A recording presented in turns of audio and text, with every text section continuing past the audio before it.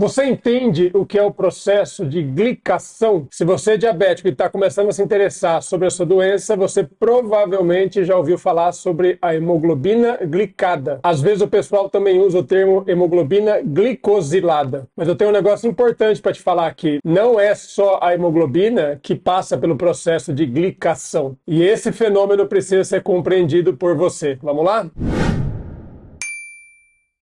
Fala pessoal, saudações metabólicas. Aqui é o Guilherme Marquezini, eu sou médico, sou endocrinologista e aqui na internet a gente fala sobre a reversão do diabetes tipo 2. Reversão do diabetes tipo 2, para quem é novo nessa história, significa tudo o que você pode fazer para ajudar no tratamento, para alcançar resultados melhores que não sejam através de simplesmente tomar mais remédios. Acho que isso pode interessar, hein? Alcançar resultado melhor com menos medicamento pode ser interessante para muitos. E para que a gente vai fazer tudo isso? Para que você vai ter que aprender, parar o seu tempo, sair da rede social, largar o BBB, o futebol, essas coisas mais gerais que a gente desperdiça tempo, para conhecer mais sobre o seu corpo? Por que você faria isso? E eu vou te dar uma resposta muito simples. A princípio pode parecer que a gente está fazendo isso em nome de um exame melhor. Mas pensa uma coisa, na verdade, o que você quer com esse exame melhor é acreditar que nós estamos nos protegendo, reduzindo o nosso risco de ter complicações horrorosas no futuro. E isso é uma coisa muito clara na medicina. Quanto mais alto estão os exames, mais chance de dar errado, de você ter que lidar com encrenca grossa no futuro você está correndo. É nessa premissa que se baseia o exame da hemoglobina glicada. A hemoglobina, na verdade, não tem nada a ver com o diabetes. Hemoglobina é uma proteína usada na respiração celular. Ela ajuda a carregar oxigênio para lá e para cá no sangue. Só que a hemoglobina vai de passeio, ela vai dentro de uma célula chamada hemácia. E nós acreditamos que conhecemos o tempo que a hemácia dura no sangue, os famosos 90 dias que a gente fala. Então, se a gente consegue dosar quanta glicose reagiu com a hemoglobina, você consegue inferir, é uma estimativa, você consegue ter uma ideia de quanto mais ou menos estaria a média da sua glicose nesses últimos 90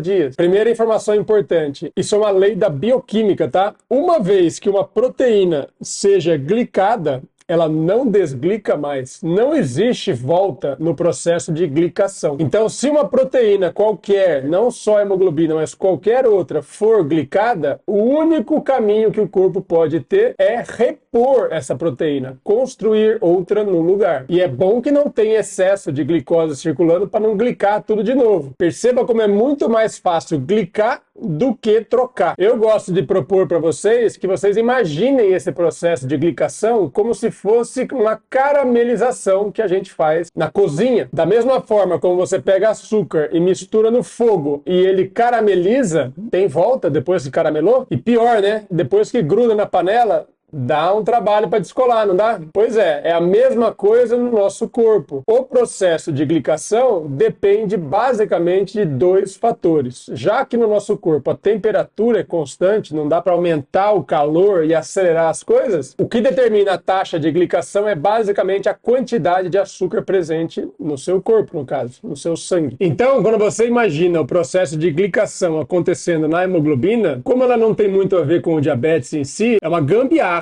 uma adaptação que a gente usa para estimar esses processos no nosso corpo, não tem muito problema. Imagina a sua proteína mais comum de todas, que é o colágeno. Colágeno é uma proteína estrutural. Tem no seu joelho, tem na sua coluna, tem na sua pele, tem nas rugas, tem nos órgãos, tem para tudo quanto é lado. Quando você começa a caramelizar essas proteínas além da conta, elas vão alterando a sua função. E outro detalhe, vão deflagrando um processo inflamatório ao mesmo tempo. Você modifica essas proteínas e por isso elas passam a ser fonte do tal processo de estresse oxidativo, que talvez você já tenha ouvido falar. Estresse oxidativo basicamente você pode imaginar como inflamação, porque ele vai desaguar em inflamação no nosso corpo. Então, quanto mais caramelizado você está, mais inflamado você tende a estar também. E qual que é o grande problema disso? O grande problema é que o passo que vem depois da inflamação, você conhece. Quando você corta o seu dedo na cozinha e fica inflamado, dolorido, vermelho, quente, pode até fazer um pus, uma secreção ali, você diz que está inflamado e é incômodo. Mas qual é o processo que vem depois?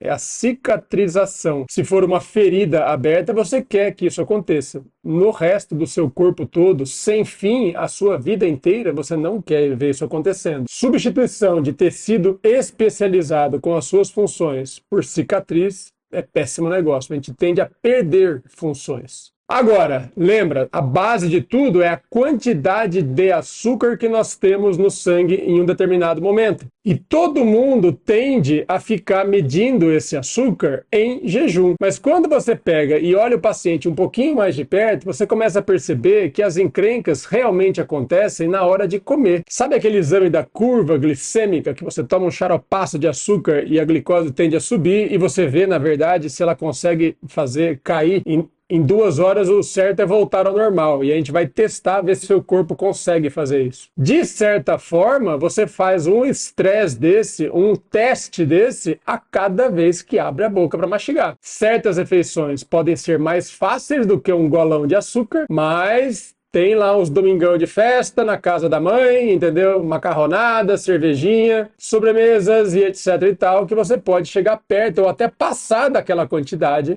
de garapão na forma de comida, assim, viu? Hoje em dia nem é tão difícil fazer isso. Então você vai imaginando que a cada refeição você tem uma tendência de subida e temos que torcer para que haja espaço no seu corpo para acomodar esse açúcar todo, que você tenha insulina, que você tenha banheira, né? Músculo para receber esse açúcar e que tudo dê certo no final. Se algum desses pontos ameaçar falhar, você tem picos mais altos que demoram muito mais tempo para voltar ao normal. E esse é o diabetes tipo 2. O interessante é que os estudos mostram isso. Quando você pega um paciente com uma hemoglobina glicada acima do normal, diabético, né? Tá com glicose além do normal nos últimos 90 dias, o maior componente daquela hemoglobina glicada acontece depois das refeições. Não é o jejum que colabora para a hemoglobina glicada, principalmente. É muito mais o pós-prandial. É lá que acontecem as tranqueiras, as encrencas para a gente resolver. E é justamente lá, no pós-prandial, que você deve depositar a maior parte da energia no seu tratamento. Deu para ilustrar um pouquinho mais? Quem ficou com dúvida já comenta, mas lembra que você precisa engajar com esse vídeo. Todos os botõezinhos servem, tá? Você pode curtir, você pode compartilhar, você deve comentar. Aliás, você poderia fazer um pouquinho de todos. E não deixe de se inscrever no nosso canal. Todo dia, toda semana, temos 2 a 3 vídeos novos aqui sobre diabetes, a sua reversão, como é que se cuida dessa doença. Mas uma coisa eu já te adianto, se você acha que vai tratar o seu diabetes tomando mais e mais comprimidos, eu acho que você está bastante enganado. Conto com você aqui no próximo vídeo. Espero você, hein? Um grande abraço, até lá.